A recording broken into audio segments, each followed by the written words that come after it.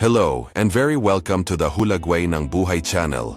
Ang kwentong ito na iyong papanoorin ay magpapayanig sa iyong damdamin at mag-iiwan ng isang katanungang nakabitin sa hangin. Totoo ba ang kwentong ito o hindi? Mag-subscribe sa channel at iwanan ang iyong gusto. Tara na sa video. Si Carlota, 24 na taong gulang pa lamang, ay nakarating sa bahay na sobrang inis. Siya ay nagtatrabaho bilang isang nurse sa isang klinika sa loob ng isang buwan, ngunit walang mukhang maganda sa kanya. Ang bawat araw ay pareho, paulit-ulit, walang emosyon. Nalungkot siya nang makita ang napakaraming taong may sakit at malungkot at hindi rin tumulong ang kanyang mga katrabaho. Palagi silang nag-uusap tungkol sa pera at mga mamahaling bagay na para bang iyon ang makakalutas sa lahat ng problema, ngunit wala talagang tumulong sa sino mang nangangailangan nito. Huli na ng taglagas, ang panahon na iyon kung saan ang araw ay tila maagang nagtatapos at ang mga dahon ay nahuhulog mula sa mga puno na nagiiwan sa kapaligiran na medyo malungkot. Nagmamadaling umalis si Carlota sa trabaho dahil gabi na at pagod na siya sa mahabang araw. Nanatili siya sa trabaho ng mas matagal kaysa sa inaasahan niya. Nangangarap ng araw na makakahanap siya ng trabahong talagang gusto niya at kasama ang mga cool na kasamahan. Pagdating niya sa hintuan ng bus, nakita niyang nakaalis na ang huli. Nang walang ibang pagpipilian, pumunta siya sa istasyon ng subway. Habang naghihintay, napansin ni Carlota ang isang payat na binata, nakasuot ng madumi at suot na damit, nakasandal sa dingding. Tila nanginginig siya sa lamig at iniunat ang kamay para humingi ng pera sa mga taong dumadaan. Para siyang walang tirahan at naramdaman ni Carlota na lumubog ang kanyang puso. Alam na alam niya kung ano ang pakiramdam ng paglaki na may kahirapan. Ang kanyang ina ay nagtrabaho ng 3 trabaho upang itaguyod ang pamilya matapos silang iwanan ng kanyang ama. Nagpasya si Carlota na lumapit. Nang malapit na siya, nakita niya ang mukha nito at, saglit, tumigil ang puso niya. Yung mukha, si Arnaldo kaya? Ang kanyang ex-boyfriend na hindi niya nakita sa loob ng maraming taon? Tinawag niya na may nanginginig na boses. Arnaldo? Itinaas ng lalaki ang kanyang ulo saglit, ngunit muli itong ibinaba. Sigurado si Carlota na siya iyon, ngunit ano ang ginagawa niya doon? Nahihiya ba siyang ipakita ang sarili sa ganoong sitwasyon? Ang mga alaala ay dumating na parang ipo-ipo. Si Arnaldo ay isang taong napaka-espesyal sa kanyang buhay, ngunit hindi siya nagustuhan ng kanyang ina. Palaging sinasabi na siya ay napakahirap at wala siyang kinabukasan. Ang batikos ay nauwi sa paghihiwalay ng dalawa, na iniwang labis na nasaktan si Arnaldo. Ngayon nandoon siya sa harapan niya at hindi alam ni Carlota ang gagawin. Ang puso niya ay napunit sa pagitan ng gustong makipag-usap sa kanya at sa takot sa kung ano ang magiging reaksyon nito. Habang nag-iisip kung paano kumilos, isang nakakabaliw na pag-iisip ang pumasok sa isip niya. Paano kung iuwi ko ang lalaking ito at sabihin sa kanya na fiancé ko siya? Naisip ni Carlota sa paghahanap ng ideya na walang katotohanan, ngunit sa parehong oras masaya. Marahil ay titigil na ang kanyang ina sa pakikialam sa kanyang buhay, pag-ibig, at marahil ay magsisimula pa siyang ipakilala sa ibang tao. Ngunit, sa halip, nagpasya si Carlota na kumilos ng iba. Bumili siya ng mainit na kape at cookies at iniabot sa lalaki. Nahihiyang nagpasalamat siya at nagsimulang kumain ng mabilis, halatang gutom. Intrigued and feeling the need to know more, Carlota asked, "Francisco, paano ka napunta dito? Bakit wala kang trabaho? Saan ang bahay mo?" Ang lalaki na nahihiya ay sumagot sa mahinang boses. "Ang aking ina ay umiinom ng marami. Ang aking ama ay binugbog ako at pinalayas ako sa bahay. Ngayon ako ay nasa labas, walang mga dokumento, walang trabaho, natutulog kahit saan na mahahanap ko." Tulad ng istasyong ito, tumayo si Carlota, hinihigop ang kanyang mga salita. Ang buhay ay maaaring maging napakahirap para sa ilang mga tao. At habang nakatingin kay Francisco, naisip niya, may pag-asa pa bang baguhin ang sitwasyong ito? Labis na nag-aalala si Carlota sa lalaking nawalan ng lahat at naninirahan sa lansangan. Nakaramdam siya ng matinding pagnanais na tumulong, ngunit alam niyang maaaring hindi magugustuhan ng kanyang ina ang ideya na mag-uwi ng estranghero. Biglang pumasok sa isip niya ang isang nakakalokong ideya. "I'll give you a place to sleep, but on one condition. I'll tell my mom that you're my fiancé. She won't let you stay here if I don't, okay? And if you feel uncomfortable or want to leave, you can leave anytime. Walang pipigil sa'yo. I just need you to help me because I'm tired of my mom. She wants me is like a good enough. Kabayo! Sandaling napaisip ang lalaki. Hindi niya alam kung magandang ideya ba yon. So, to spite your mother, you decided to take home a man like me. What's the harm in dropping dead? Look, it doesn't seem like a very sensible plan, to be honest. But I really appreciate the offer. You have a good heart. I think I'll take it. It's really cold out here. At least I'll stay warm for a while. Tuwang-tuwa si Carlota na, biglang, tila mas masaya ang lahat. Lang nasa paligid niya. Wala siyang pakialam sa ideya ng pagpapakasal sa isang mayaman o sikat, hindi tulad ng palaging gusto ng kanyang ina para sa kanya. Ang talagang pinahahalagahan niya ay pagmamahal at suporta sa isa't isa. Magkasama silang nagsimulang maglakad, siya at ang lalaking magiging fiancé niya, patungo sa hindi alam, ngunit may tiyak na pag-asa. Nagtataka ang mga taong dumadaan sa hindi malamang doon na ito, ngunit walang pakialam si Carlota. Puno ng determinasyon ang kanyang puso, handang harapin ang anumang darating sa kanya. Pagdating nila sa bahay, sorpresa silang sinalubong ni Anita, ang ina ni Carlota. Matagal nang may sakit si Anita, dumaranas ng alta presyon at nagpapagaling pa rin mula sa atake sa puso na humadlang sa kanyang magpatuloy sa pagtatrabaho. Sinabi ng mga doktor na kailangan niya ng agarang operasyon sa puso, ngunit saan kukuha ng pera? Sa kabila ng lahat, ang pinakamalaking hangarin ni Anita ay makitang masaya at matagumpay ang kanyang anak. Sa paglipas ng panahon, napagtanto ni Anita kung gaano ang paghihirap ng kanyang anak na babae dahil sa kanyang mga pagpipilian at napakaraming kahilingan. Alam niya na ang katotohanan, gaano man ito kalupit, ay palaging ang pinakamahusay na landas. Sa mabigat na puso, nagpasya si Anita na sabihin kay Carlota ang totoo tungkol sa kung ano talaga ang iniisip niya tungkol kay Francisco, ang lalaking naging mahirap ang relasyon niya. Nakita ko kung gaano ka naghihirap, Carlota. Nagkamali ako pero lagi kong iniisip na ginagawa ko ang makabubuti para sa iyo. Gusto ko lang malaman mo na nasa tabi mo ako at na magkasama tayong malalampasan ang anumang bagay. Napatingin si Carlota sa kanyang ina, nagulat at naaliw. Ang katotohanan ay mahirap pakinggan, ngunit alam niyang sinusubukan ng kanyang ina na tulungan siya sa abot ng kanyang makakaya. Tumulo ang mga luha sa iyong mukha, ngunit sa pagkakataong ito ay luha ng kaginhawaan. Hinawakan ni Anita ang mga kamay ng kanyang anak ng buong pagmamahal at sinabing, "Mahal na mahal kita noon pa man, at gusto kong nandito ako para sa iyo. Magkasama tayong haharap sa mga hamon, at alam kong malalampasan natin ang anumang hadlang." Sa mas magaan na puso at suporta ng kanyang ina, nadama ni Carlota na sa wakas ay haharapin na niya ang hinaharap ng may tapang at pag-asa. Alam niyang, sa pagmamahal ng kanyang ina sa kanyang tabi, mahahanap niya ang kaligayahang lagi niyang pinapangarap, anuman ang mangyayari. Halos hindi na nakayanan ni Anita ang bahay. Nagtrabaho siya ng anumang part-time na trabaho na mahahanap niya para lang mabayaran ang mga bayarin at tiyaking may pagkain siya sa mesa. Ang kanyang kalusugan ay hindi na ang pinakamahusay at sa paglipas ng panahon, siya ay naging mas mahina. Ngunit si Anita ay nagkaroon ng isang panaginip. Nais niyang makita ang kanyang anak na babae, si Carlota, na ikinasal sa isang matagumpay na lalaki, namumuhay ng marangyang buhay, isang bagay na siya mismo ay hindi kailanman nagkaroon. Noong bata pa siya, nabuhay si Anita sa isang love story na nauwi sa sakit. Iniwan siya ng kanyang kasintahang mag-isa at buntis at kinailangan niyang palakihin si Carlota ng walang anumang tulong. Sa makatuwid ang lahat ng gusto niya ay tiyakin na ang kanyang anak na babae ay may mas mabuting kapalaran kaysa sa kanya. Isang araw, habang nasa bahay si Anita, nakita niyang pumasok si Carlota kasama ang isang lalaki na tila walang matitirhan. Marumi ang damit, magulo ang buhok at mukhang pagod ang mukha.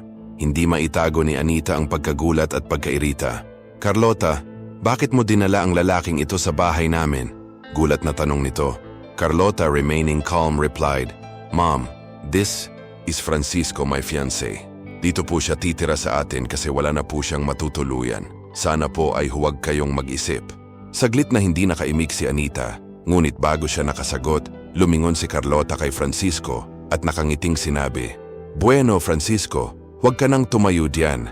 Halika, maging komportable ka. Ito na ang tahanan mo." Gayunpaman, si Anita ay bumulong sa ilalim ng kanyang hininga na galit. "Alalahanin mo na ikaw ay panauhin lamang.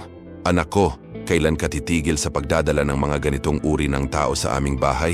Ito ay hindi isang kanlungan. At bumuntong hininga ng malalim, pumunta siya sa kanyang silid nang walang sinabi pa. Kahit na may tensyon na kapaligiran, ipinagpatuloy ni Carlota ang kanyang mga gawain gaya ng lagi niyang ginagawa. Naghanda siya ng hapunan, patatas at mushroom. At pagkatapos ay dinala si Francisco sa banyo, inilagay ang maruruming damit sa washing machine. Nang matapos sila, sinamahan siya ni Carlota sa kwarto at sinabing, "Dito ka matutulog sa sahig sa tabi ko. I'll make a bed for you." Si Francisco na nagpapasalamat ay naligo ng mainit at humiga sa malinis na kumot. Nakadama ng ginhawa pagkatapos ng mahabang panahon na walang lugar na mapagpahingahan. Tumingin siya kay Carlota at taimtim na sinabi, "Maraming salamat. Mula sa aking puso. Magandang gabi."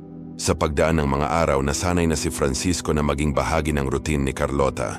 Nagsimula siyang tumulong sa maliliit na gawain sa paligid ng bahay. Kapag wala siyang inaayos, tulad ng maluwag na upuan o may sira na aparador, nasa porch, siya at nag-aayos ng mga linya ng damit. Ang kabaitan ni Carlota ay labis na naantig sa kanya at nagsimula silang magkalapit at magkalapit. Araw-araw umuuwi si Carlota mula sa trabaho dahil alam niyang nandoon si Francisco, naghihintay sa kanya at napangiti siya. Sabay silang nagtawanan, nagbahagi ng mga kwento at nangarap tungkol sa hinaharap, tulad ng mga dakilang kaibigan na nakatagpo ng kagalakan sa maliliit na bagay sa buhay. Lumipas ang oras at ang bahay, na dati ay tahimik at malungkot, ngayon ay puno ng buhay at init. Unti-unting napagtanto ni Carlota na ang tunay na kaligayahan ay wala sa malaking kapalaran o karangyaan, gaya ng laging pinapangarap ng kanyang ina, kundi sa mga taong mahal natin at sa mga sandaling pinagsasaluhan natin. Ang pagkakaibigan niya kay Francisco ay nagpabago sa kanya at pakiramdam niya ay kumpleto siya sa paraang hindi niya naisip. Isang gabi, may nangyaring hindi inaasahan.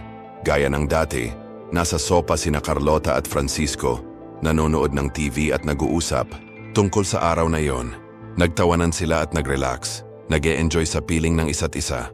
Tila payapa ang lahat hanggang sa naramdaman ni Carlota ang matinding pananakit sa kanyang binti at napasigaw. Nagulat, mabilis na bumangon si Francisco at nagtanong, "Anong nangyari, Carlota? Okay ka lang?" Siya, hawak ang kanyang binti, ay tumugon sa isang basag na boses, "Sa tingin ko ito ay isang cramp lamang. Ito ay dapat na mula sa labis na pagtayo sa trabaho." Walang pag-iisip, lumuhod si Francisco sa tabi niya at sinimulang imasahe ng mabuti ang kanyang binti. Si Carlota, na naramdaman ang malambot na haplos, ay nagsimulang mag-relax unti-unti. Nabawasan ang sakit at nadama niya na napapalibutan siya ng pakiramdam ng seguridad at pagmamahal. Simple lang ang kilos ni Francisco, ngunit puno ng pagmamahal. Iminulat niya ang kanyang mga mata at nakita niya ang pag-aalala sa mga mata nito na nagpainit sa kanyang puso. Si Francisco, na laging napakaasikaso, ay nandyan para sa kanya at sa sandaling iyon, alam ni Carlota na tunay niyang mahal siya at ang pagmamahal na ito ay magpaparamdam sa kanya na protektado at minamahal siya anuman ang mangyari. "Salamat, Francisco," sabi ni Carlota, na may matamis na ngiti sa labi. "Ikaw ay isang hindi kapani-paniwalang tao." Binalikan ni Francisco ang ngiti na puno ng pagmamahal at sinabi, "Carlota, ikaw ang lahat sa akin. Mahal kita at lagi akong naririto upang suportahan ka sa anumang sitwasyon." Ang mga salitang ito ay nagpainit sa puso ni Carlota. Pakiramdam niya ay mahal at ligtas siya. Alam na si Francisco ay isang taong mapagkakatiwalaan niya. Sama-sama, natitiyak niyang kaya nilang harapin ang anumang kahirapan. Si Francisco, na napansin na may kaunting pananakit si Carlota sa kanyang mga binti, sinimulang dahan-dahang imasahe ang kanyang mga paa at pagkatapos ay umakyat sa kanyang mga buto. Ang kaluwagan ay halos agaran.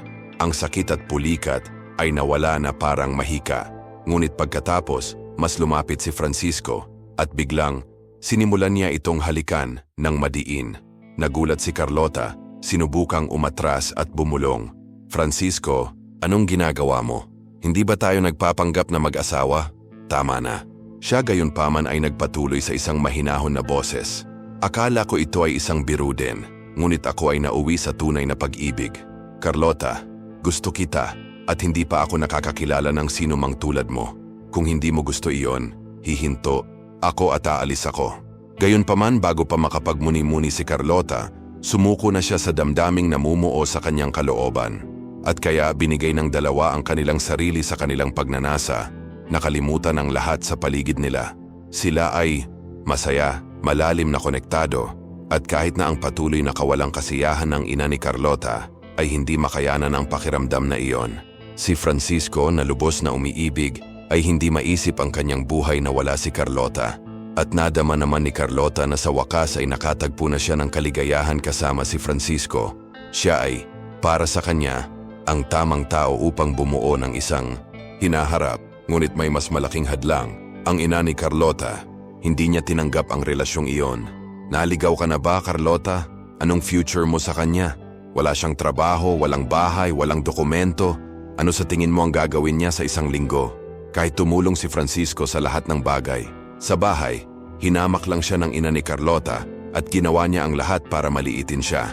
Nang makita niyang hindi siya aalis, pagkatapos ng isang linggo, nagpasya siyang kumilos ng mas radikal. Isang araw, habang nagtatrabaho si Carlota, sinamantala ng kanyang ina ang pagkakataon na direktang harapin si Francisco. Galit na sabi niya, "Makinig kang mabuti, bata. Nagpapasaya lang si Carlota sa iyo. Hindi niya alam kung ano talaga ang gusto niya. May nobyo na siya at babalik na siya mula sa kanyang paglalakbay. Kapag nangyari iyon, makikipaghiwalay siya sa iyo. Kung mayroon kang isang bait, umalis ka. Narito, tatawagan ko siya at sasabihin ko sa kanya ang lahat." Alam ng ina ni Carlota na nagsisinungaling siya at minamanipula ang sitwasyon. Ngunit sa kanyang isipan, ito ang pinakamagandang gawin para masigurado na ang kanyang anak ay mapapangasawa ng isang mayaman at may katayuan. Si Francisco, nang marinig ang mga salitang iyon, ay nalungkot. Hindi siya makapaniwala sa kanyang narinig. Sa mga mata na puno ng luha, lumakad siya palayo, tinakpan ang kanyang mukha ng kanyang mga kamay at tahimik na umiyak. Pakiramdam niya ay gumuho ang mundo niya. Nang maglaon pagdating ni Carlota sa bahay, nakita niyang nalulungkot at malungkot si Francisco. Mukha siyang nawasak, ngunit hindi niya maipaliwanag kung ano ang nangyari. Si Carlota, na nag-aalala, ay nagpasya na ipaglaban ang kanilang pagmamahalan. Holding Francisco's hands firmly, she said, "I don't know what happened, but I want you to know that I'm on your side. No matter what happens, we'll get through this together." Ang mga salitang ito ay nagbigay ng kaunting ginhawa kay Francisco at sama-sama, nagpasya silang magtakda ng isang hinaharap kung saan sila ay magkakatabi, nahaharap sa anumang pagsubok na dumating. Gayunpaman, isang anino ng pagdududa ang sumasagi sa isipan ni Francisco. Talaga bang ipagkanulo siya ni Carlota? Mahal daw niya siya, pero may tinatago ba siya? Nalilito at nasaktan, dahan-dahang lumayo si Francisco, halos hindi makalakad. Lumabas siya ng bahay, pasuray-suray, nang hindi lumilingon. Samantala, bumalik si Carlota sa trabaho sa ospital. Noong gabing iyon, isang 5 taong gulang na batang lalaki na may matinding paso ang pinasok at siya ay hiniling na manatili. Hanggang kinaumagahan, tumawag si Carlota sa bahay, sinabing mahuhuli siya ng 24 na oras. Ang kanyang ina, nang marinig ito, ay walang binanggit tungkol kay Francisco. Sa kabaligtaran, gumaan ang pakiramdam niya na iniisip na sa loob ng matapat na oras ay mawawala siya at ang buhay ng kanyang anak na babae ay babalik sa pinaniniwalaan niyang tamang landas. Si Carlota ay abala sa pag-aalaga ng mga pasyente at pagliligtas ng mga buhay nang hindi naiisip na sa bahay ang kanyang sariling buhay ay malapit ng magbago sa hindi inaasahang pagkakataon. Hindi niya alam, ngunit ang susunod na 21 na oras ay maaaring magbago ng lahat. Si Francisco, nang umalis, ay nadama ang bigat ng kanyang mga pagpipilian. Naglakad siya sa kalye habang iniisip kung paano nawala ang lahat. Bakit kailangang mangyari? Ito, nagtaka siya. Lalong lumaki ang sakit at lungkot sa loob niya hanggang sa gumawa siya ng desisyon. Aalis na ako. Sino ba ako sa kanila? Isang palaboy lang. Naniniwala siya na hindi siya bahagi ng buhay ni Carlota at wala siyang halaga. Habang naglalakad siya palayo, may isang bahagi sa kanya na nagnanais na hindi na lang siya umalis. Nang sa wakas ay nakarating na si Carlota sa bahay at nakitang wala na roon si Francisco, naramdaman niyang lumubog ang kanyang puso. Tumingin siya ng diretso sa kanyang ina. Sumigaw siya, "Nay, alam kong ikaw yon. Sinadya mo. Nasaan siya? Saan ko siya mahahanap?" Malamig na sagot ng ina na walang pagsisisi. Bakit lagi mo akong sinisisi? Umalis na mag-isa ang bomb na iyon. Wala akong ginawa. Malalampasan mo ito at makakahanap ka ng mas better, isang tunay na mapapangasawa. Itigil mo na ang pagdadala ng ganyang klase ng tao dito. Paralisado si Carlota. Alam niyang hindi basta-basta aalis si Francisco nang wala sa oras. Napakagaling nila. Anong sinabi sa kanya ng nanay ko? Saan ko siya hahanapin ngayon? Matindi ang sakit at pagkalito. Ngunit alam niya ang isang bagay na sigurado. Hindi niya kayang mabuhay nang wala siya. Nang walang pag-iisip, tumakbo si Carlota palabas. Determinadong hanapin si Francisco. Pumunta siya sa lugar kung saan sila nagkita. Tinanong ang mga walang tirahan at mga lokal na tindero kung may nakakita sa kanya. Ngunit walang nakakaalam. Ilang oras siyang naglalakad sa mga lansangan. Umaasa na si Francisco ay nagtatago sa isang sulok, naghihintay sa kanya. Ngunit lahat ng ito ay walang kabuluhan. Siya ay nawala. Habang siya ay gumagala ng walang patutunguhan, nagsimulang madama ni Carlota ang sakit ng pagkakanulo. Bakit siya umalis ng ganon? Bakit hindi niya hinintay na mag-usap tayo? Mahal daw niya ako, pero iniwan niya ako ng walang paliwanag. Iniisip niya kung naniwala ba siya sa mga kasinungalingan ng kanyang ina. Bumangon ang mga pagdududa, ngunit sa kaibuturan niya alam niyang totoo ang nararamdaman nito. Ganun pa man, napalitan ng lungkot, ngunit nagpasya si Carlota na hindi siya susuko. Taglay ang determinasyon, magpapatuloy siya sa paghahanap. Dala ng pag-ibig at pag-asa na balang araw ay muli niya itong mahanap. Nagsimulang bumuhos ang malakas na ulan. Napakalakas ng ihip ng hangin kaya naputol ang mga dahon sa mga puno. Gayunpaman, hindi pinansin ni Carlota. Naglakad siya sa basang mga kalye. Ang kanyang mga mata ay puno ng luha, walang layunin, ganap na nawala. Siguro tama ang nanay ko. Baka tanga talaga ako, naisip ko. Kapag may nagpaiyak sa iyo tulad ng ginawa ni Francisco, ibig sabihin hindi ka na magtiwala sa iba. Basang-basa, nanlamig si Carlota, kaya nagkasakit siya. Sa loob ng 3 linggo, siya ay nagkaroon ng mataas, na lagnat, at sa gitna ng pagkahilo ng sakit, tinawag niya si Francisco ng walang tigil. Lumubog siya sa malalim na kalungkutan. Araw-araw, parang makina siyang pumasok sa trabaho, ngunit pagka-uwi niya, nagkulong siya sa kanyang silid at umiyak ng makatulog. Nang walang ganang kumain, kitang-kita niyang pumayat. At pagkatapos ng isang buwan, isang sorpresa, natuklasan ni Carlota na siya ay buntis. Ang ama, isang lalaking walang direksyon, walang tahanan, na nawala sa kanyang buhay. Sa takot na sabihin sa kanyang ina, natagpuan ni Carlota ang kanyang sarili sa isang hindi pagkakasundo. Alam niya na kapag nalaman ng kanyang ina ang tungkol sa pagbubuntis, lalala lang ang mga pangyayari. Araw-araw bumabalik siya sa lugar kung saan niya nakilala si Francisco, umaasang mahanap siya.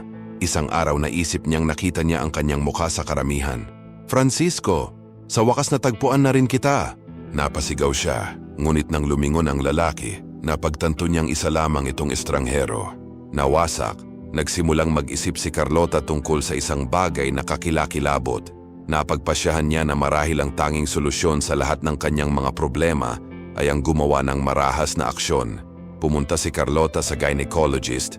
Ginawa ang lahat ng mga pagsusuri at dahil siya ay isang nurse, mabilis siyang nakita. Habang nakahiga siya sa upuan, sinimula ng doktor ang paghahanda ng mga instrumento. Ngunit biglang may sumagi sa kanyang isipan na parang kidlat. Ano ang ginagawa ko? Ang sanggol na ito ay bahagi ni Francisco. Ipapaalala niya sa akin siya, ang pinakamahalagang tao sa buhay ko. Paano ako mabubuhay kung wala ito? Sa pagmamadali, itinulak ni Carlota ang doktor at mabilis na tumayo mula sa upuan. I'm sorry, but I changed my mind, mariing sabi niya. Ang doktor na napagtanto ang bigat ng desisyon ay nakahinga ng maluwag. Dahil doon, umuwi si Carlota na may kaunting magaan na puso. Gayunpaman pagpasok pa lang niya ay biglang umikot ang tiyan niya dahil sa amoy ng pagkain. Tumakbo siya sa banyo, gumugol ng kalahating oras doon, nakaramdam ng sakit. Ang kanyang ina na nag-aalala ay narinig ang mga ingay sa labas at sumigaw. Anak, anong nangyayari? Nalalason ka ba? Buksan mo ang pintong iyan ngayon. Huwag mong sabihin sa akin na iyon ang iniisip ko. Matapos ang lahat ng kalituhan sa ospital, sa wakas ay umalis si Carlota sa opisina, pagod at sa kanyang ulo karera. Ang kanyang ina si Anita ay nakatayo sa pasilyo, nakatingin sa kanya na may ekspresyon ng hindi pagsang-ayon na alam ni Carlota. Hindi na nakapagpigil pa. Sumabog si Carlota. Oo, Nay, buntis ako. At umalis si Francisco ang tanga. Nakuha mo ang gusto mo, hindi ba? Masaya ka na ba? Nanatiling tahimik si Anita, nagulat sa pagsisigaw ng kanyang anak. Ang matigas na mukha ng kanyang ina ay nagsimulang lumambot ng kaunti, ngunit hindi inaasahan ni Carlota ang isang tugon. Napagtanto, niya na, kahit wala si Francisco kailangan niyang maging matatag. Napagpasyahan niya, noon pa man, napalakihin niya ang kanyang anak ng buong pagmamahal sa mundo. Kahit na mag-isa ito, alam niyang hindi ito magiging madali. Ngunit alam din niyang handa siyang harapin ang anumang hadlang na dumating sa kanya. Ito ang simula ng isang bagong kabanata sa kanyang buhay, puno ng mga hamon, ngunit din ng pag-asa at katapangan. Pumunta si Carlota sa kanyang silid na may mga luhang umaagos sa kanyang mukha. Si Anita, nang makitang malungkot ang kanyang anak, ay napabuntong hininga ng malalim. Pumunta siya sa kusina, kumuha ng gamot para pakalmahin ang kanyang nerbiyos at naisip, inuulit niya ang mga pagkakamaling nagawa ko. Paano tayo mabubuhay? Ngayon, akala ko magkakaroon ako ng kapayapaan sa aking pagtanda at ngayon ay kailangan kong tumulong sa pagpapalaki ng apo na walang ama. Simula noong araw na iyon, halos hindi na nag-uusap ang dalawa. Nagkulong si Carlota sa kanyang silid, pinipigilan ang kanyang mga luha, ngunit imposible. Paminsan-minsan, hinahaplos niya ang tiyan nito at mahinang kumakanta ng lulabay sa sanggol. Kakaiba na patahimik siya nito at naisip niyang mas kalmado rin ang pakiramdam ng sanggol. Si Anita naman ay nagsisimula ng magsisi sa pagtanggal kay Francisco. Hindi naman siguro siya masama at maaaring naging mabuting ama sa sanggol. Ang tsismis tungkol sa pagbubuntis ni Carlota ay nagsimulang kumalat sa buong kapitbahayan. Malupit ang sinabi ng mga tao at naramdaman ni Carlota ang bigat ng bawat salita. Ngunit sinubukan ng isang katrabaho, nurse na si Ramon Reyes, na tulungan siya. Are you okay? Do you need something to eat? Malumanay niyang tanong. Sinusubukang magbigay ng kaginhawaan sa gitna ng labis na paghuhusga. Alam niya kung gaano kasakit ang mga salitang iyon at gusto niyang malaman ni Carlota na hindi siya nag-iisa. Nawasak ang damdamin ni Carlota. Pinayuhan siya ni Ramon na subukang huwag pansinin ang tsismis at sa halip ay tumuon sa sanggol. Iminungkahi niya na mamasyal siya at kausapin ang bata dahil ayon sa kanya, ramdam na ramdam ng sanggol ang lahat ng kanyang nararamdaman. Motherhood is something special, Carlota. You'll see, when the baby is born, the rest will fall into place. And if you need me, I'm always here. Anya na may taimtim ng ngiti, puno ng habag ang mga mata. Lumipas ang 2 buwan, ngunit hindi pa rin maalis ni Carlota si Francisco sa kanyang isipan. Sa kabila ng lahat ng sakit at galit, mahal pa rin niya ito. Naalala niya ang ngiti nito, ang paraan ng pagtingin nito sa kanya. Sinubukan niyang kumbinsihin ang sarili na hindi siya karapat-dapat sa pagluha niya, ngunit pinilit ng kanyang puso na tutulan ito. Alam niyang kailangan niyang humanap ng paraan para sumulong, ngunit hindi niya alam kung paano. So, what if he left you? He left and didn't give any explanation. Kung mahal ka talaga niya, babalik siya. Sinubukan niyang ipaliwanag ang sarili niya, she thought. Sa kabila ng lahat, alam kong malakas ako. Siya ay isang solong ina ngayon at gaano karaming mga kamangha-manghang kababaihan ang nagpapalaki ng kanilang mga anak ng mag-isa. Ginawa ng nanay ko at kinaya niya. Kaya ko rin. Gayunpaman, alam ni Anita na kailangan niyang humingi ng tawad sa kanyang anak at sabihin sa kanya ang buong katotohanan tungkol sa nangyari. Si Carlota naman ay lalong natahimik. Kapag sinubukan ni Anita na magsimula ng isang pag-uusap, ang kanyang anak na babae ay lilipat. Pupunta sa kanyang silid o aalis ng bahay. Ngunit determinado si Anita na ayusin ang mga bagay. Alam niyang kailangan ng kanyang anak na babae ang suporta at isang taong nakakaunawa sa kanya. At ang tanging paraan para matulungan siya ay ang maging matapat. Isang araw, habang sumisikat ang araw sa silid ni Carlota, nagpasya siyang linisin ang bintana. Habang nagkukuskus ng baso, dumaan si Anita sa hallway at nakita niya ang eksena. Sa isang salpok ng desperasyon, naisip niya na maaaring may iniisip ang kanyang anak na babae. Walang pag-iisip, tumakbo siya palapit sa kanya at hinawakan siya sa mga braso. Carlota, please don't do this. Patawarin mo ako, naging tanga ako. Pagmamakaawa ni Anita sabay yakap ng mahigpit sa anak na puno ng panghihinayang. Si Anita, nabasag ang boses at puno ng luha ang mga mata. Sa wakas ay nagtapat ng totoo. Carlota, nagsinungaling ako tungkol kay Francisco. Akala ko pinoprotektahan kita, ginagawa ang lahat para sa'yo. Pero nagkamali ako. Nakita ko kung gaano ka nahirapan at napagtanto ko ang pagkakamali ko. Hindi ako galit, sabay nating palakihin. Ang sanggol na ito, sabi niya, hinawakan ng mahigpit ang mga kamay ng anak. Nagulat si Carlota, magkahalong ginhawa at emosyon ang naramdaman.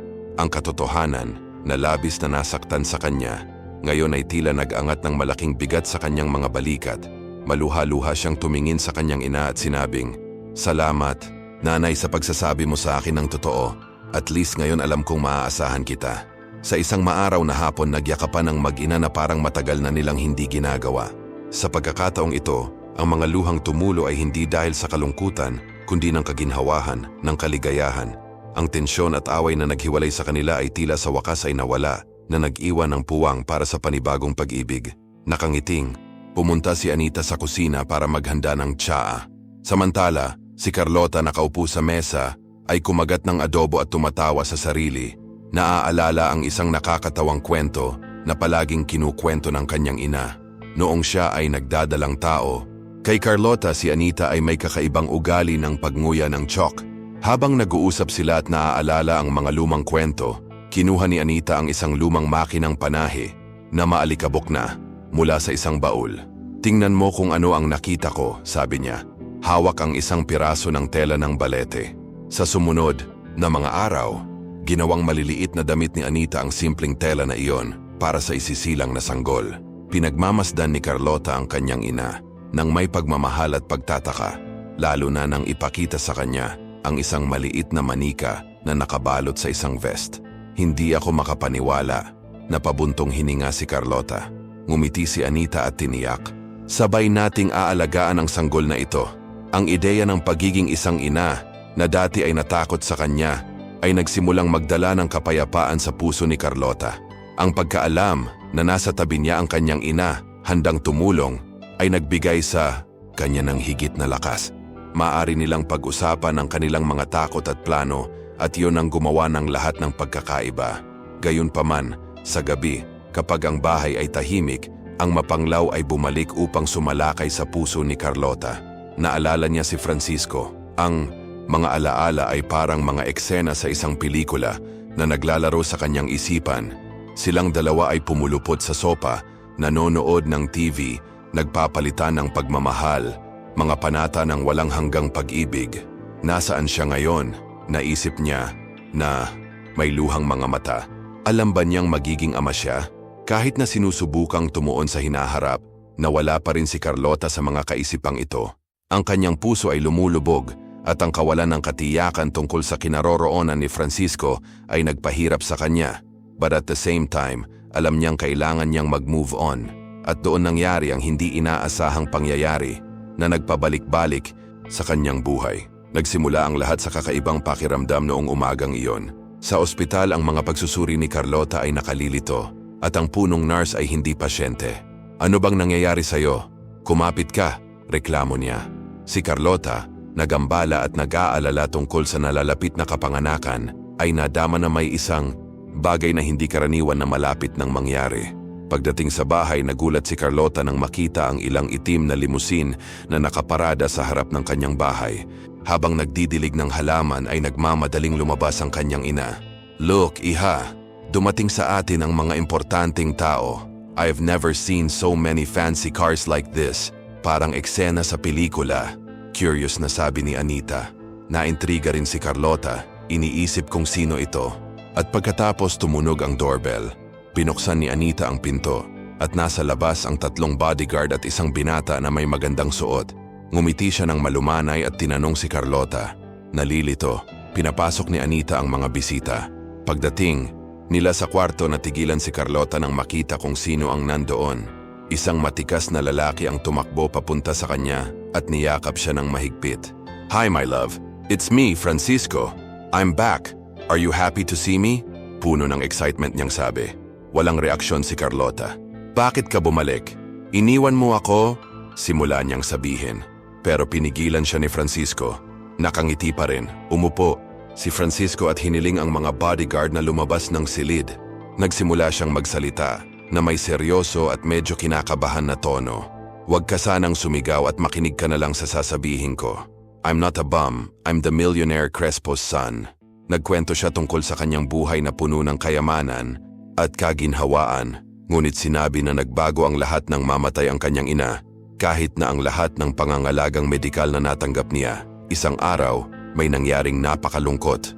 Papunta si Francisco at ang kanyang ina sa supermarket nang masagasaan siya ng isang lasing na driver. Ito ay isang pagkabigla para sa buong pamilya. Noong una, akala niya ay maayos niyang hinarap ang sitwasyon. Ngunit hindi nagtagal ay kinuha ng kalungkutan ang lahat.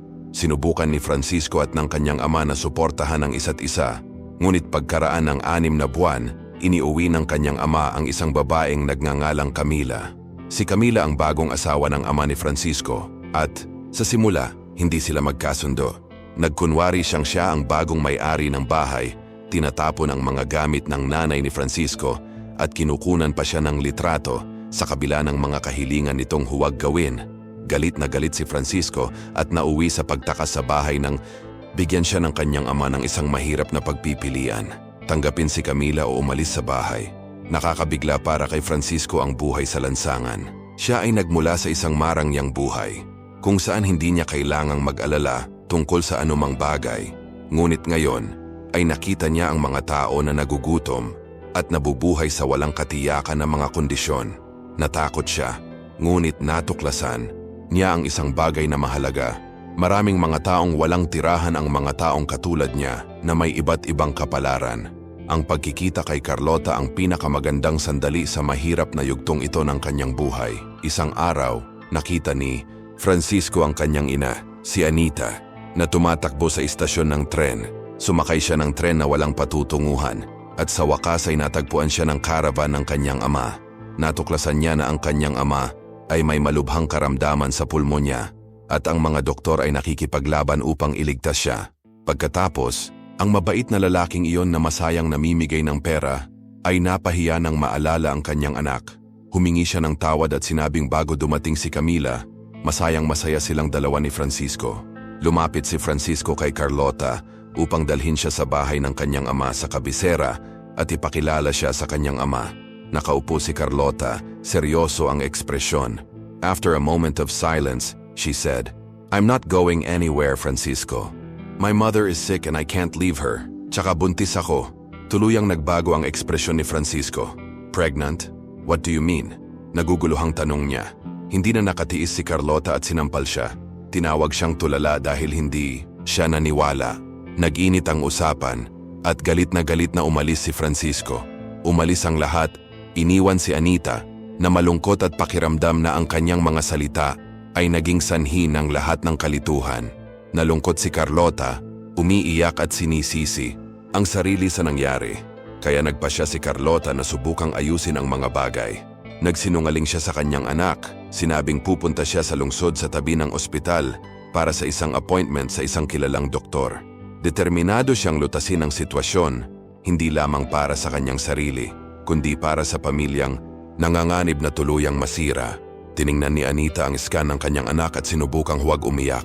"No, don't worry mom. You'll be fine. Ipapakita ko sa iyo lahat ng test ko at sigurado akong hindi na ako mangangailangan ng operasyon." Kahit na mabigat ang loob, nagpasya siyang pumunta sa kabisera para hanapin ang pamilya Crespo kahit alam niyang wala na siyang pera para ibalik. Ang landas ay puno ng mga puno at mukhang nakakatakot. Ngunit determinado si Anita at hindi susuko. Matapos ang mahabang paglalakad ng 3 kilometro patungo sa hintuan ng bus, nakarating na rin sa wakas si Anita sa malaking mansyon ng Crespo. Ang mga aso sa hardin ay tumahol ng husto habang siya ay kumatok sa pinto. Isang gwardiya na may curious na tingin ang lumitaw at tinanong kung sino siya. "Ako si Anita at gusto kong makausap si Mr. Crespo o ang kanyang anak si Francisco. Ito ay isang bagay na napakahalaga at personal," sagot niya. Sinusubukang maging matatag.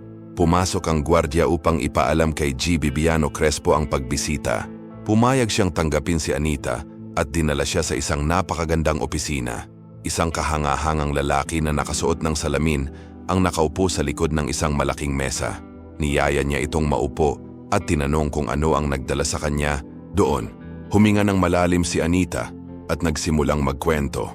Noong nakaraan, ang aking anak na si Carlota ay nag-uwi ng isang lalaki na nag-aangkin na kanyang kasintahan. Akala ko ito ay isang nawawalang aso, ngunit ito ay si Francisco at nais niyang tumira siya sa amin. Ako ay medyo nabalisa simula ni Anita. Ipinaliwanag niya na si Carlota ay isang dedikadong dalaga na nagtrabaho bilang isang nurse at nagkaroon lamang ng kasintahan bago si Arnaldo, 1 taon na ang nakararaan. Inamin ni Anita na hindi niya nagustuhan ang ideya ng pakikipag-date ni Carlota kay Julen Miquel at dahil sa galit nauwi siya sa kasinungalingan. Ngayon nalilito si Francisco at hindi alam ang gagawin. Gusto ko lang humingi ng tawad sa anak niya at sabihing hindi totoo ang sinabi ko. Walang kasama si Carlota. Nag-aalala rin si Anita tungkol sa kinabukasan ng kanyang hindi pa isinisilang na sanggol at kung paanong wala ang kanyang ama. Hiniling niya sa gwardiya na maghatid ng mensahe kay Francisco at hiniling pa niyang iuwi siya para hindi mag-alala si Carlota. Ang gwardiya, nagulat, ay nagkomento. Kaya si Francisco ay magiging isang ama.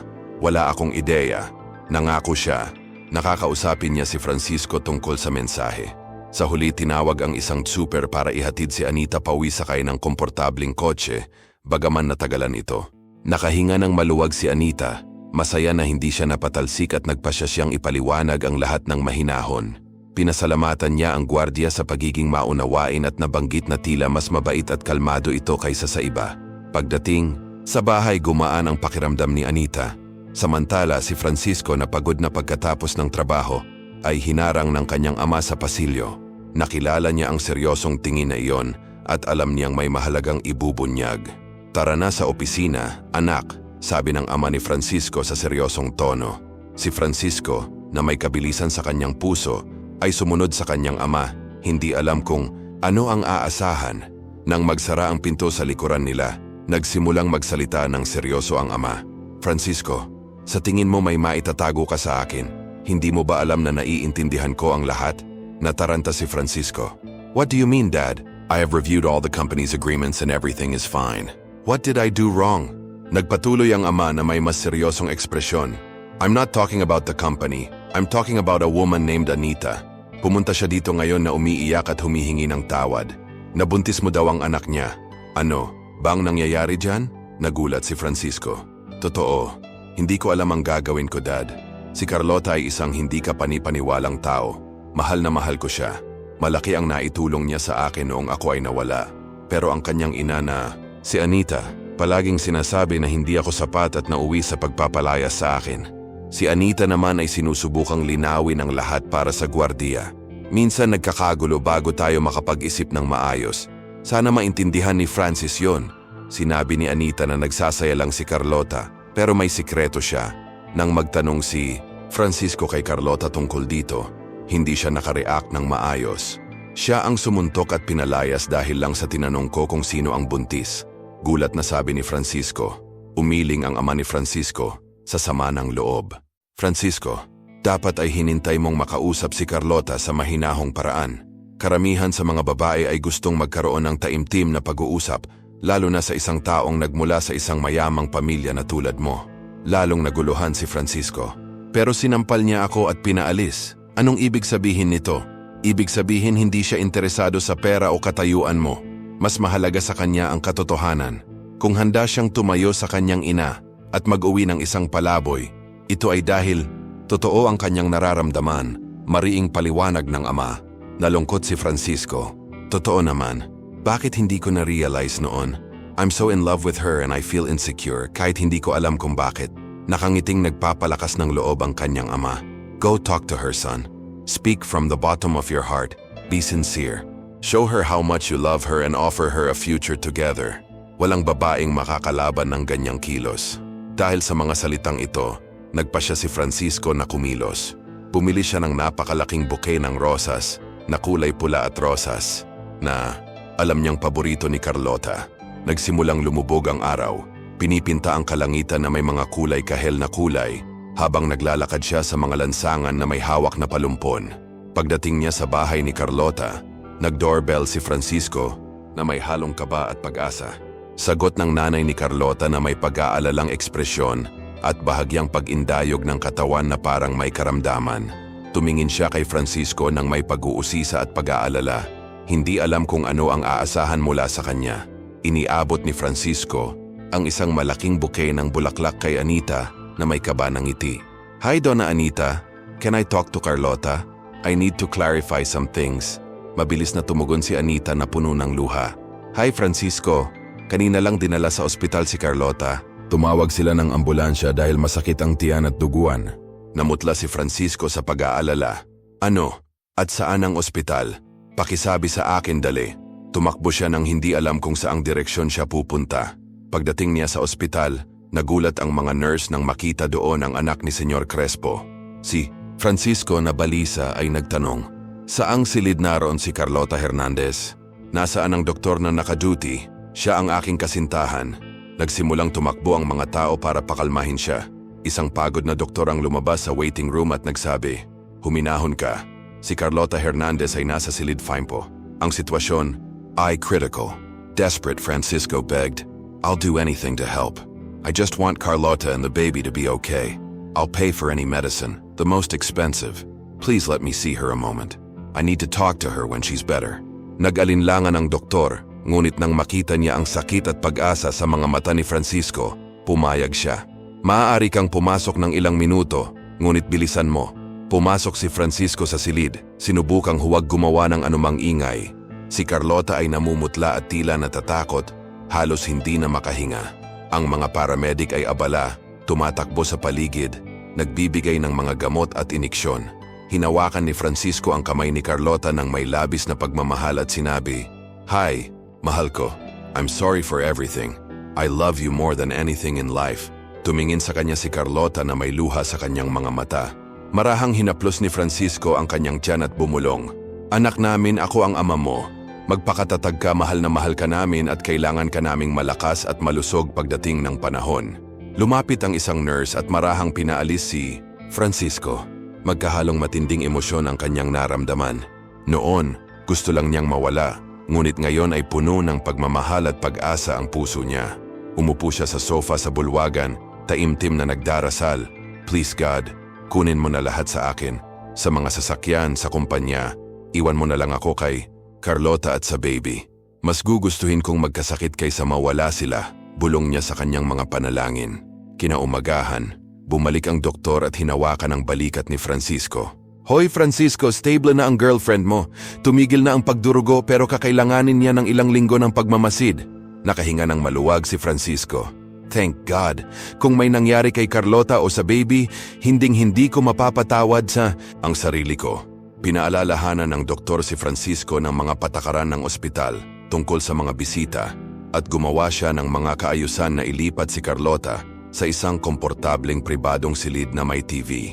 Bagamat hindi pa siya makabangon, gumaan ang loob ni Francisco nang malaman na magkasama sila at ligtas. Ginugol ni Francisco ang bawat libreng sandali kasama si Carlota. Nagpamasahe, nagdala ng sariwang prutas, bitamina at naghanda ng masasarap na pagkain. Nakangiting sabi ni Carlota sa kanyang ina, "Ma, papakainin nila ako ng sobra kaya magiging chubby ako gaya ni Winnie the Pooh." Ang bawat araw kasama si Carlota at ang sanggol ay isa pang hakbang tungo sa paggaling. At determinado si Francisco na gawin ang lahat ng kanyang makakaya upang matiyak na maayos at masaya ang kanyang pamilya. Pagkaalis ni Francisco sa ospital, desidido siyang dalhin si Carlota sa kanyang mansyon. Kahit na pinilit nitong manatili sa ospital, gusto nilang alagaan si Anita na nangangailangan ng pahinga. Nagpasya silang ipadala si Anita sa isang espesyal na lugar na tinatawag na sanatorium, kung saan mananatili siya ng 1 buwan at tinatanggap ang kinakailangang paggamot. Para kay Anita na walang tigil sa pagtatrabaho, para siyang magbabakasyon, bagay na hindi pa niya nararanasan. Ang sanatorium ay mukhang isang dream resort na may nakamamanghang tanawin ng mga bundok at beach. Si Anita ay tinatrato ng may labis na pagmamahal, tulad ng isang tunay na reyna. Kumuha siya ng maraming larawan ng napakagandang lugar at ipinadala ito sa kanyang mga kaibigan na naiinggit sa kanyang swerte sa katandaan. Samantala, pinupuna ng mga tao si Anita dahil sa isang palaboy, ngunit walang nakakaalam ng kumpletong katotohanan. Si Carlota, sa kanyang maternity leave, ay nagpasya na mag-organisa ng isang farewell dinner sa ospital para kay Anita. Nagdala siya ng magandang cake, sariwang prutas at champagne. Pinuri ng lahat ng kasamahan si Carlota at ang party ay puno ng pagdiriwang at pagkilala. Sa labas ng lungsod, muling nabuhayan si Carlota. Naglakad siya sa mga landas sa kagubatan, lumanghap ng sariwang hangin at nasiyahan sa kalikasan sa paligid niya.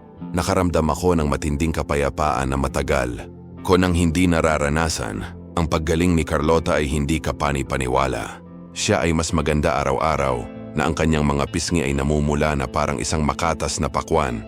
Inalagaan siya ni Francisco ng buong pagmamahal na para bang siya ay isang mahalagang kayamanan. Pinili nila ang pinakamahusay na klinika para sa kapanganakan. Tinitiyak na ang lahat ay perpekto para sa pagdating ng mga sanggol. Samantala si Viviana palihim ay bumili ng mga bagong kasangkapan at kagamitan para sa isang magandang silid ng sanggol. Pagbalik ni Carlota sa klinika, naging maayos na si Anita kaya humanga ang mga doktor. Anita Hernandez, gumagaling ka na at mukhang makakalaban mo sa Olympics. Biro ng doktor. Sa kanilang huling ultrasound appointment, nakatanggap sina Carlota at Francisco ng hindi kapani-paniwalang sorpresa. Pumasok ang doktor na may kakaibang ngiti at sinabing, "Mukhang napakaganda ng takbo ng buhay mo, Carlota. At sino ang asawa mo?" Ngumiti si Carlota kay Francisco at sumagot, "Oo, si Francisco, ang ama ng baby ko. Masaya kami." Nagpatuloy ang doktor sa isang mapaglarong tono na nagpakaba sa kanilang dalawa. "Kaya kailangan kitang maupo dahil mayroon akong ilang kamanghamanghang balita para sa iyo." Nag-alala si Francisco, iniisip na baka may mali sa sanggol. "Sabihin mo kaagad." "Please," pagmamakaawa niya. Ngumiti ang doktor at sinabi, "Nagkakaroon ka ng kambal, lalaki at babae. Binabati kita." Nalaglag ang panga ni Carlota. "Anong ibig mong sabihin, kambal? 13 ultrasounds ako at walang nagsabi sa akin yan." Ipinaliwanag ng doktor na gusto niyang iwasan ang mga hindi kinakailangang alalahanin.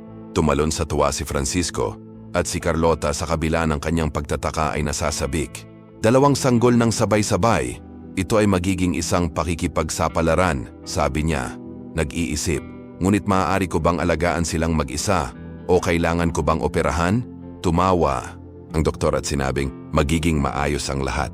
Nakahanda ng husto ang iyong pelvis, kaya't maghanda tayo sa pagpunta sa ospital ng 1 linggo ng maaga dahil kung minsan, ang mga sanggol ay gustong dumating ng mas maaga kaysa sa inaasahan. Sa bahay, lahat ay nagulat ngunit gumaan ang loob. Nagpasalamat si Anita sa Diyos na nagkaroon ng kapayapaan sina Julio at Francisco. Naisip niya, isipin mo na lang ako at ang pagpapalaki niya ng 2 sanggol ng magkasama. Ito ay magiging isang mahusay na pakikipagsapalaran. Sa sobrang tuwa ni Carlota ay hindi niya napigilang mapangiti. She cuddled close to Francisco and eyes shining, he looked at her and said, "Alam mo, simula nang makita kita sa sulok na yon, alam kong ikaw na ang para sa akin." At pagkatapos, ang dalawa ay naghalikan ng sobrang pagmamahal. Nagkomento si Francisco na minsan ay iniisip niya kung ano ang mangyayari kung hindi siya nakipagtalo sa kanyang ama noong araw na yon at naligaw sa subway. Magkakilala pa kaya tayo? Ngunit sa pagdating ng mga sanggol, oras na para umupo at mag-usap. Alam nilang marami silang matututunan sa bagong yugto ng buhay na ito. Si Carlota ay nakatutok sa pagbubuntis na halos hindi na siya makapag-isip ng anupaman. Nang dinala nila siya sa ospital, tumatakbo si Francisco na halatang nag-aalala. Si Anita na nakadakip ang mga kamay ay nagdasalan na nakatingin sa malaking tiyan ni Carlota. Nagtaka si Viviana kung paano nagawang manganak ng mga babae at higit pa, kambal ng sabay. Sa kabutihang palad, naging maayos ang lahat. Hiniling ni Carlota na si Dr. Ramon Reyes lamang ang lumahok sa panganganak dahil lubos siyang nagtiwala sa kanya. Nang ibigay nila kay Carlota ang 2 maiingay at basang sanggol, pakiramdam niya ay siya na ang pinakamasayang tao sa mundo. Lumapit si Dr. Ramon Reyes at nakangiting sinabi, "Alalahanin mo ang sinabi ko sa'yo na kapag naging ina ka, lahat ng iba pang problema ay tila maliit." Napangiti si Carlota na may luha sa kanyang mga mata at sumagot, "Tama ka. Salamat sa lahat. Higit ka sa doktor sa akin. Para kang ama." Ang binyag ng kambal ay isang malaking salusalo na may pulutong ng mga bisita. May mga mamamahayag, kaibigan, tulad ni Bibiano Crespo, at lahat ay naroon upang magdiwang. Ang kagalakan ay nasa himpapawid at lahat ay nagnanais ng kaligayahan at swerte para sa maliliit na bata. Kaya, kung nagustuhan mo ang hindi ka panipaniwalang kwentong ito, huwag kalimutang mag-iwan ng like at mag-subscribe sa channel para sa mas kapanapanabik na mga pakikipagsapalaran.